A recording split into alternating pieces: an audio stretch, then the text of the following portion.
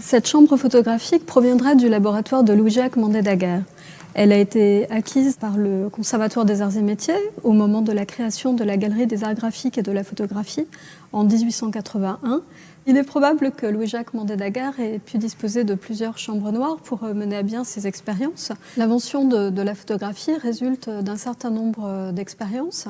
Niepce utilise une chambre noire pour ses travaux de perfectionnement de la lithographie, qui va l'amener à se préoccuper de la captation de l'image sur une surface sensibilisée et du fixage de cette image. Cette image, réalisée en 1827, serait la première photographie.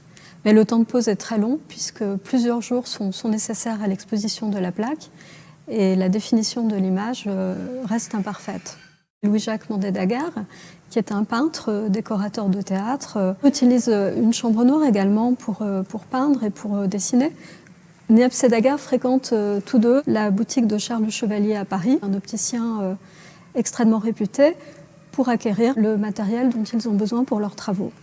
Les deux hommes se rencontrent et signent un contrat d'association en 1829, dont le but est de perfectionner les procédés découverts par Niepce. Niepce décède en 1833, Daguerre va continuer de perfectionner ses travaux et il parvient, aux alentours du milieu des années 1830, en employant d'autres procédés que Niepce, à obtenir l'image de la chambre obscure sur une plaque métallique. Et l'image est fixée. Un procédé qu'il appelle le procédé daguerréotype de son nom. L'image se distingue de celle obtenue par Niepce par sa très grande netteté. Mais c'est une image unique qui n'est pas reproductible. L'image obtenue par Daguerre sur une plaque métallique souffre d'un certain miroitage, c'est-à-dire qu'elle va être visible en positif ou en négatif en fonction de son éclairage, ce qui pose un certain nombre de difficultés pour ses contemporains. Et on va utiliser des procédés de vernis pour justement contrecarrer cet effet. Daguerre va s'atteler à perfectionner son procédé durant quelques années. Le procédé va être montré à l'Académie des sciences et le gouvernement va acquérir les droits du procédé pour l'offrir à l'humanité contre une rétribution qui va être versée non plus à Nicéphore Niepce puisqu'il est décédé, mais à son fils et à Daguerre.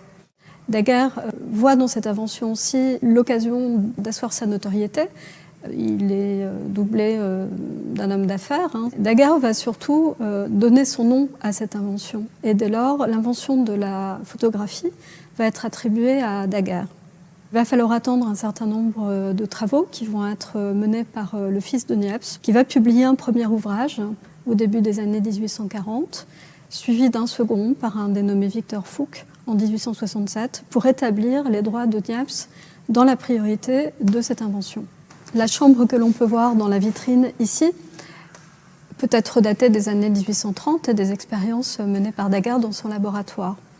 En 1839, au moment de la divulgation du procédé daguerréotype, Daguerre va souscrire un contrat avec Alphonse Giroux, qui est un ébéniste parisien marchand de nouveautés, pour la fabrication et la vente de la chambre pour la daguerréotypie. C'est la fameuse chambre Daguerre-Giroux qui va être commercialisée à partir de 1839 et qui apporte la garantie nécessaire aux daguerréotypistes. Ce procédé marque une première étape dans l'histoire de la photographie. Il va se répandre à la surface du globe et nombre de studios vont s'ouvrir dans les rues de Paris. Un caricaturiste de l'époque va traduire par un croquis resté célèbre cet engouement de la bourgeoisie pour le daguerréotype.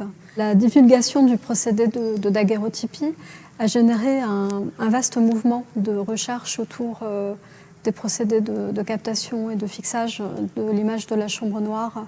Daguerre n'a pas gardé le monopole de son procédé et d'autres chercheurs, d'autres praticiens ont très vite travaillé sur des voies totalement différentes qui ont permis, en changeant notamment de support, en utilisant le papier ou le verre, de résoudre la question de la reproductibilité et de la réduction du temps de pose.